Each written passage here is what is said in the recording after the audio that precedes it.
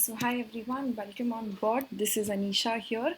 Today, we are going to be talking about how to crack XAT exam, and to understand that, we'll understand the complete paper pattern and the section wise analysis with respect to topic wise number of questions, the difficulty level, so your syllabus, and all the things you need to know to start your XAT preparation. All right.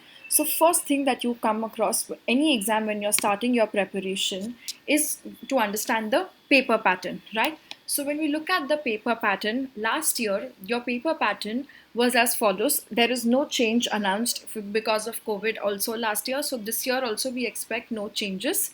First, there are two parts to the entire XAT paper. Section 1, which is 75 questions, 75 marks, 165 minutes time.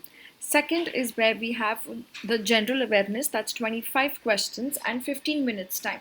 This is only important for XLRI. Okay. Overall, you have 180 minutes, that is 3 hours of time. Now, the most important, which is the section 1, which contributes to your XAT percentile and is required for all the colleges, you have 26 questions of verbal ability and logical reasoning, 21 questions of decision making and analytical reasoning, 28 questions of quantitative ability and data interpretation. Okay, there is equal weightage of marks across all the sections. The time is at your discretion where you want to use how much time, and you can keep going back and forth through the sections and the questions because there is no section wise time limit. Okay, now the total time, which is of 3 hours, you have 15 minutes for GK in this. Your marks, it's +1 for correct question, minus 0.25 for negative or the incorrect marks or incorrect questions, and there is negative marking for every unattempted 8 question, which is after 8 unattempted questions. So अगर आपने एक section में 8 questions leave कर दिए हैं and then you will be leaving another question, you get minus 0.1 for it. Okay, there is no negative marking in your GK section.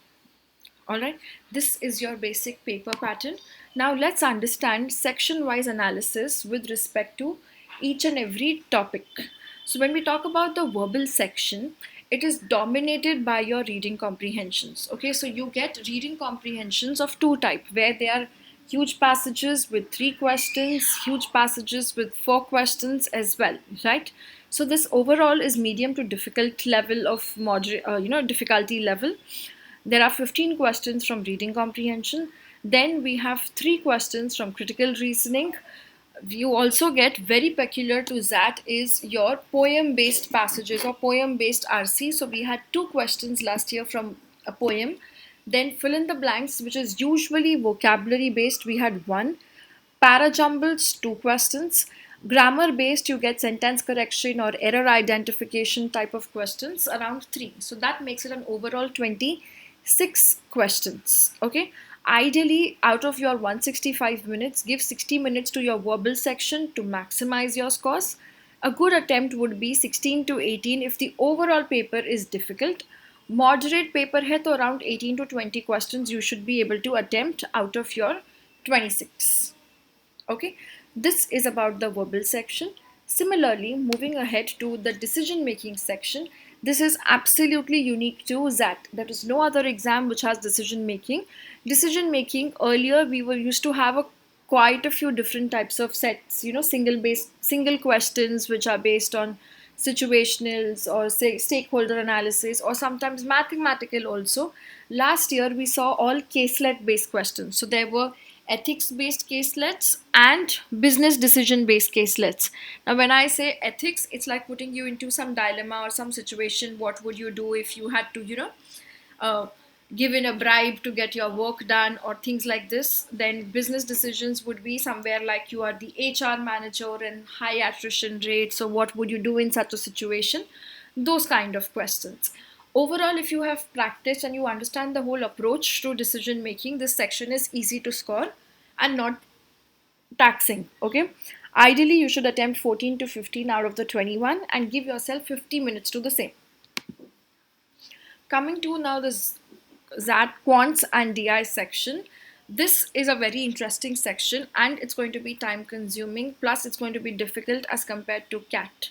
So ZAT overall as an exam also is tougher than CAT, but the RCs and the quants level of questions is what makes it tougher. Okay, so in quants we had maximum questions coming in from arithmetic, so that dominates it, with questions coming from time, speed, distance, ratio, proportion, time and work, percentages, partnership. Now this does not mean कि यहाँ पे यार हमें mixtures नहीं दिख रहा है या हमें interest based questions नहीं दिख रहे हैं या profit and loss नहीं. It's the complete module. Some years you may not see ratio proportion question, you might see an interest question. So you have to make sure you do the complete module, because arithmetic is the major chunk with 7 questions out of 28. That's 1/4 of the quants and DI section, right? Overall, it had a mix of questions, easy, moderate, difficult as well also. Okay, then we have numbers based questions. So we had numbers based 2 questions only, so it's not that much of an importance.